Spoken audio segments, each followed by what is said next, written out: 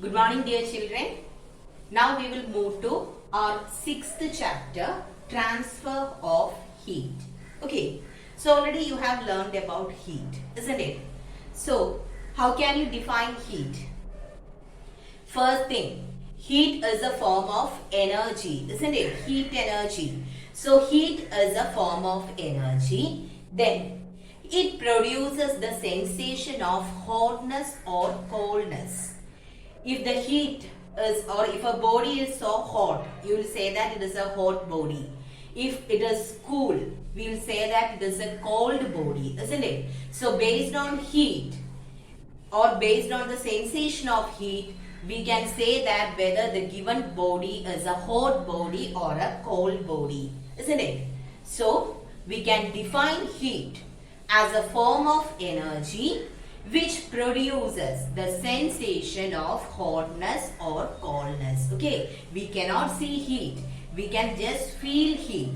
So that form of energy which produces the sensation of hotness or coldness can be called as heat. Okay, now when we discussed the chapter matter, we have already studied about the three main states of matter as well as the change of state, isn't it? Matter mainly exists in the form of solid, liquid or gas. So there are three main forms in which matter can exist. Now, we have discussed about the change of state also. All these things are again repeated. It's very important. So once again we will go through the change of state. What is change of state? The change from one form to another by absorption or liberation of heat can be called as change of state, isn't it? Now, I'll take solid, liquid, gas. Okay, three main states of matter is given. Now, we have to consider the names given for the change of state, isn't it? And what is the first thing what you have to keep in mind?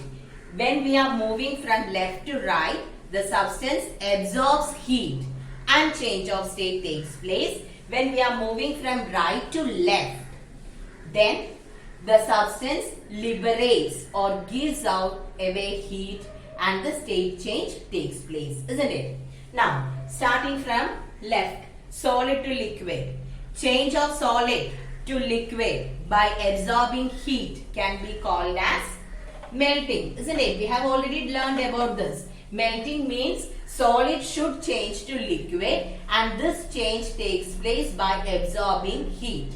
So that is known as melting. And what is the name given for the temperature at which melting takes place? Melting takes place only at a particular temperature, isn't it? And that particular temperature can be called as melting point. So, the change of state from solid to liquid by absorbing heat can be called as melting, and the fixed temperature at which melting takes place can be called as melting point. It will be different for different substances. What is the melting point of ice? It is 0 degree, isn't it? Okay. Now, we will move from liquid to gas. So, what is the name given for that? It is known as boiling or vaporization, isn't it? So, you can call it as boiling or vaporization. The change of state from liquid to gas or vapor by absorbing heat can be called as vaporization or boiling. And the fixed temperature at which boiling takes place can be called as boiling point. Liquid to gas takes place, that is by boiling. This boiling will take place only at a fixed temperature and that temperature can be called as the boiling point. So in this case also absorption of heat takes place. Now we will move to the reverse. Liquid to solid. How does the liquid gets converted to solid? By releasing or liberating heat. The change of liquid to solid by releasing heat can be called as freezing. And this freezing also takes place at a fixed temperature. And that temperature will be same as the melting point. So what is the name given for that temperature? It is known as freezing point. Okay, so the fixed temperature at which liquid changes to solid by releasing heat can be called as freezing. Okay, that fixed temperature can be called as freezing point, and this process is known as freezing. The process of change of liquid to solid by releasing heat is known as freezing, and the fixed temperature at which freezing takes place is called freezing point. Now, what about gas to liquid or vapor to liquid? The process of change of a gas to a liquid by releasing heat can be called as condensation, isn't it? So this is known as condensation, and the fixed temperature at which condensation takes place is condensation point.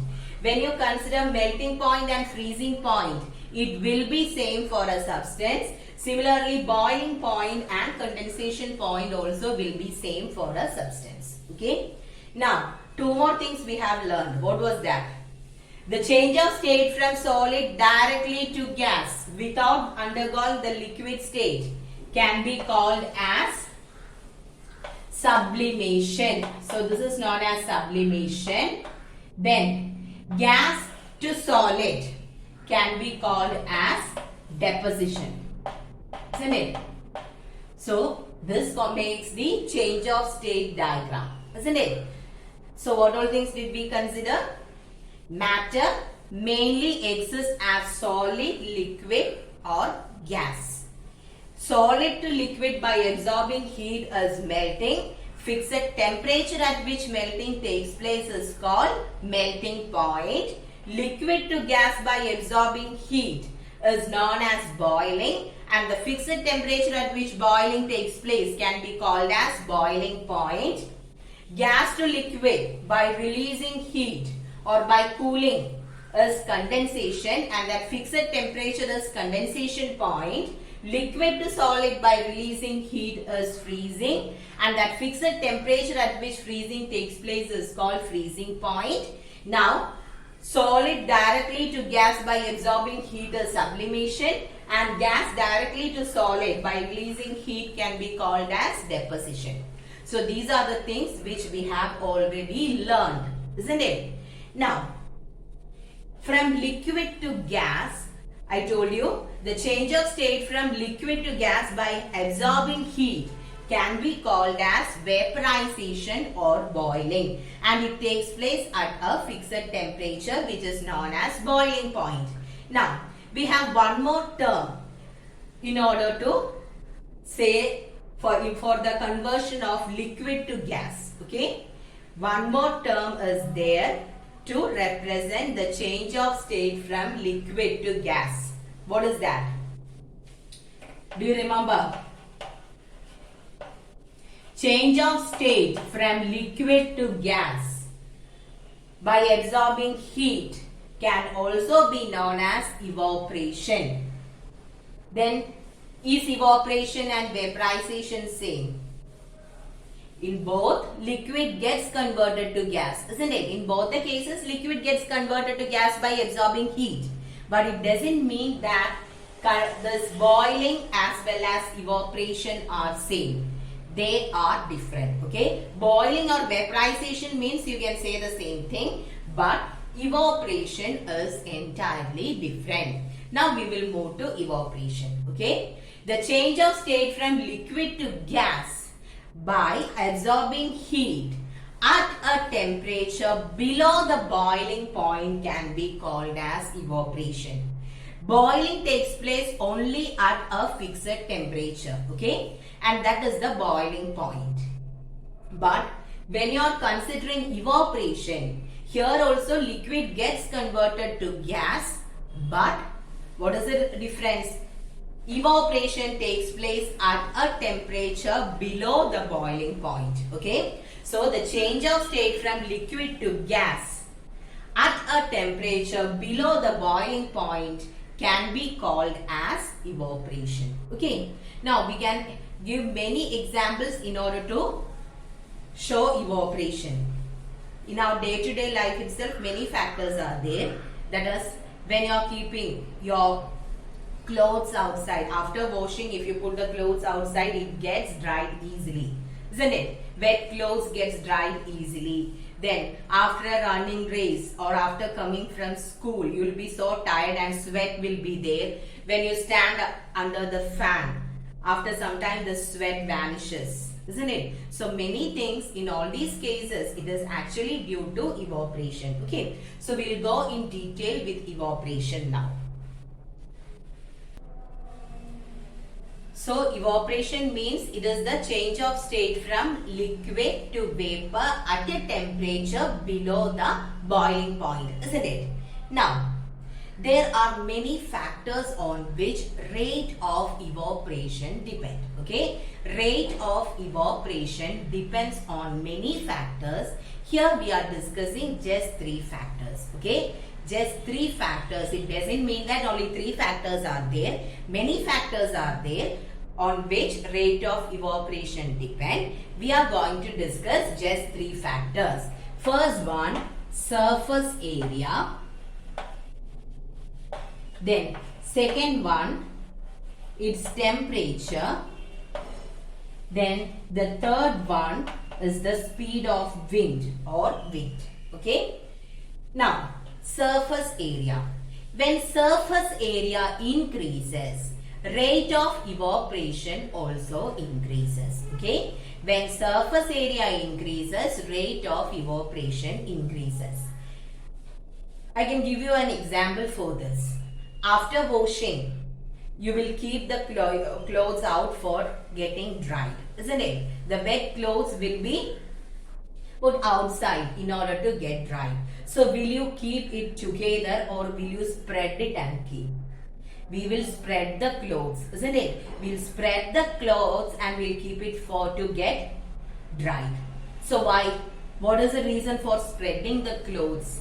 When you are spreading the clothes, the surface area increases. So when the surface area increases, what happens?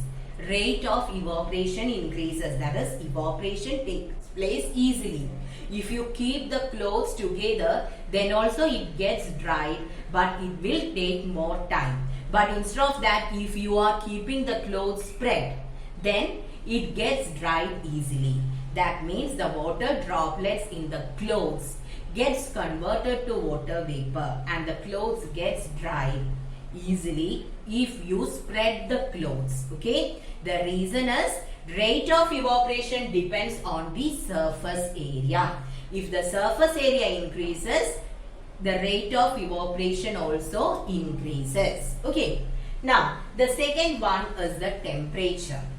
When temperature increases, in that case also what happens? The rate of evaporation increases. If you are keeping your clothes outside to get dried on a sunny day, it gets dried easily. But if much sunlight is not there, then will it get dried easily? No. Isn't it? So why? If it is a hot sunny day, what happens? The temperature is more. If the temperature is more, rate of evaporation increases and the clothes gets dried easily. Okay. Now the third one is about the wind. Now, it's not a hot sunny day. Let it be a winter season. So, it won't be much hot outside and it will be difficult to get the clothes dried. So, usually what your parents will do? Your mother will keep the clothes under the fan, isn't it? And it gets dried easily. So what is the reason?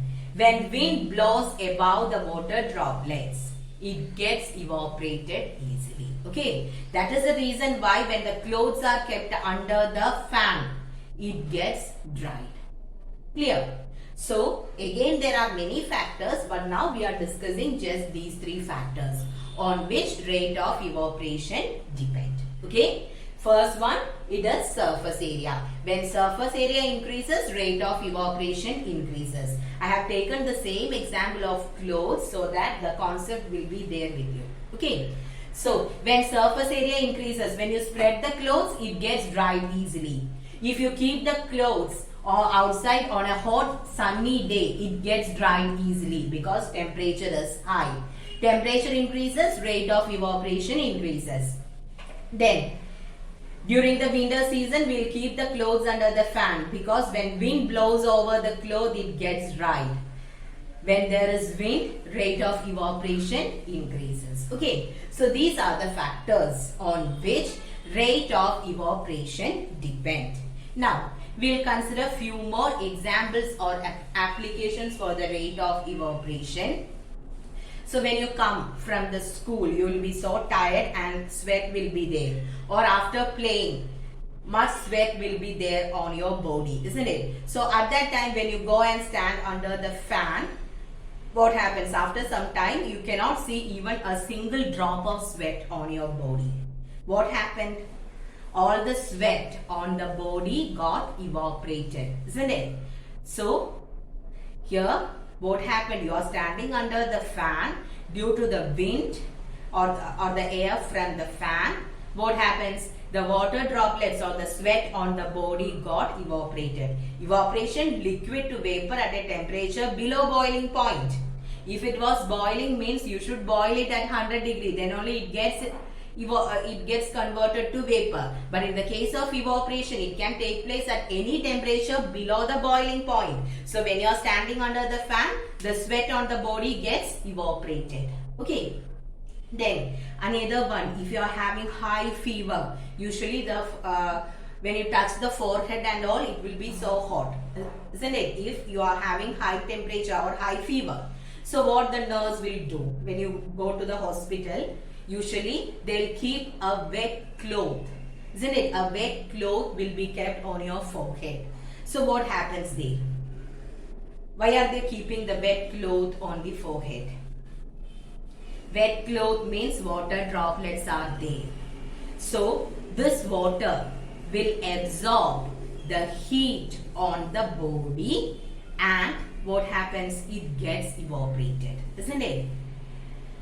Water droplets on the towel or the cloth absorbs the heat and gets evaporated. From where this heat is absorbed? It is absorbed from our body. So that means the temperature with the high temperature can be lowered by using this method. Okay. So that is another application or use of evaporation. Now I hope it is clear for you the difference between boiling as well as evaporation, isn't it? And about the applications. Now we have discussed almost all the differences between boiling and evaporation. Now we will conclude the differences. Okay, what are the differences between boiling and evaporation? First one, boiling takes place only at the boiling point, whereas evaporation takes place at a temperature below the boiling point. So already we have learned that, isn't it? Boiling only at the boiling point. Here what is needed for boiling? We have to supply the heat and the temperature should reach the boiling point. Then only boiling will take place. But in the case of evaporation, no need to reach the boiling point. Evaporation takes place at a temperature below the boiling point. Now, in the case of boiling, okay, actually boiling means the entire molecules take part in that process. When you put if you are boiling water, okay, when you are boiling water, you can just look. What can you see there when water gets boiled? You can see that the water molecules will be moving up and down. That means the water molecules, actually we are supplying heat from the bottom. So the molecules present in the bottom part gets heated. Substances becomes lighter when it gets heated. Okay, so the particles or the molecules present near the bottom of that beaker becomes hot and becomes lighter and it will move up, and the denser water molecules present on the top will come down. Okay, and so the molecules will be continuously moving up and down and the entire water molecules take part in the process of boiling. But when you are considering evaporation, it is a surface phenomenon. Okay? Surface phenomenon means in the case of evaporation, only the molecules present on the surface gets evaporated. Okay? So, the entire molecules present on the body won't take place in the evaporation process. Only the surface molecules will take part. Okay, so we'll say that it is a surface phenomenon. Now, boiling means it is a fast process. Where that means here we are supplying heat, isn't it? So by absorbing that heat, it reaches the boiling point and gets boiled. But when you are considering evaporation, it is a slow process. Here we are not supplying heat. It is absorbing the heat. Anyway, in order to get converted from liquid to vapor, what is needed? Heat energy has to be absorbed, isn't it? By absorbing heat only, liquid gets converted to vapor. In the case of boiling, we are supplying the heat, and with that heat, boiling takes place. But in the case of evaporation, we are not supplying any heat, isn't it? So, the heat required for evaporation is taken from the surroundings. Okay? So, from the surroundings, we won't get much heat. Heat always flows from a hot body to a cold body, and it stops when both the bodies acquire same temperature, isn't it? So, here the heat, the required amount of heat will be taken from the surroundings. So, it is a slow process. It will take more time to get evaporated since we are not supplying any heat there. It should take the heat for evaporation from the surroundings. Okay. Now, the next one. Boiling won't make any cooling effect, but evaporation produces a cooling effect. If you touch a body which is if you are going to touch boiling water, or if you touch boiling water or a body which is heated, what happens? It's too hot and it can damage your finger, isn't it? But in the case of evaporation, it actually produces a cooling effect. When you keep your clothes outside for getting dried, and if you touch it, will it harm your finger? No. In the case of evaporation, it actually produces a cooling effect. Okay? Due to evaporation, a cooling effect is produced. What is the reason for that? In the case of evaporation, we are not supplying any amount of heat energy. The required heat is taken from the surroundings. Okay? When heat is taken from a body, what happens? It becomes cool. And that is the reason why we are saying evaporation produces a cooling effect. Okay? So, after evaporation, a cooling effect will be produced because the heat energy required for evaporation is taken from the surroundings. Okay? So, is it clear? We have discussed 4 differences between evaporation and boiling. It's very important. In the case of evaporation and boiling, liquid gets converted to vapor, but they are actually different. Okay. So, please be thorough with the differences between both boiling and evaporation. Boiling takes place at boiling point, but evaporation takes place at a temperature below the boiling point. Then, boiling is a fast process, evaporation is a slow process. In the case of boiling, the entire molecules or the entire body take part in the process. But in the case of evaporation, it is a surface phenomenon. Boiling won't produce any cooling effect. But in the case of evaporation, it produces a cooling effect because the heat energy required for the change of state is taken from the surroundings. Okay. So, I hope it is clear. Almost all these things are already learned in the lower classes, isn't it? Okay. Now, please take the textbook. I'll tell you about the homework questions. You can take page number 95. In that, answer in brief. Okay? Answer in brief. Question number 1, 2 and 3. 1, 2, 3. Then one more thing, question number 5 also. Question number 1, 2, 3 and 5 will be homework questions for you. Then answer in detail in that first question. List the factors that determine the rate of evaporation and explain the dependency on each. Dependency on each means first factor is evaporation. Rate of evaporation depends on the surface area. So that is the factor, and dependency means when surface area increases, rate of evaporation also increases. Okay, so that is what you have to write. Now, so I have given just 5 question answers. Complete those 5. Okay, answer in brief 1, 2, 3 and 5. Then answer in detail question number 1. So these many should be completed. Okay. So thank you children.